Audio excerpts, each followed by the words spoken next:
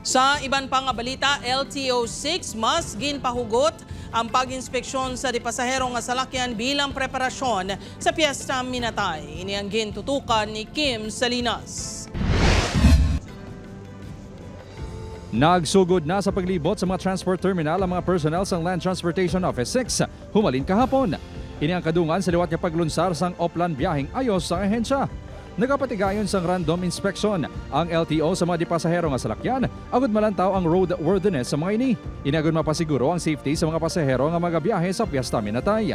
Magalawig ang operasyon tubtob Nobyembre 4.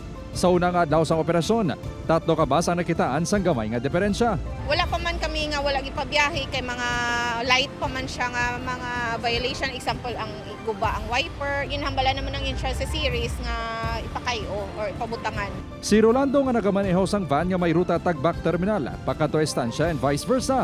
Ginasiguro gid nga yara sa maayo nga kondisyon ng salakyan antes magbiyahe. Sa amon hindi pwede ka pila kung may diferensya ang salakyan. Ang mga goma tapos preno tubig sang kwantagang makina gid sir na kondisyon gid. Importante man sunod sa mga pasahero nga roadworthy ang di pasahero nga salakyan. Para sa safety kid sa mga pasahero kay syempre kung nag-travel ka everyday, so prone ka sa, syempre hindi taman mano sa accident. So dapat i-sure ta lang ang atong mga drivers, sila, complete. Magluwas sa di pasahero nga salakyan, ginasekyar man ang iban nga mga motorista. Para ma-safety sa tanan nga mga riders sa mga salakyan na, kompleto man sir.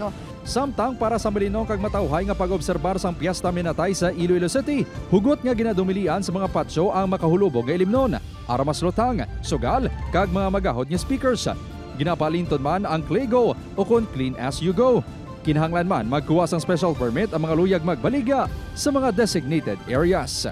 Upod kay Romel Porquia, Kim Salinas, 1 Western Visayas.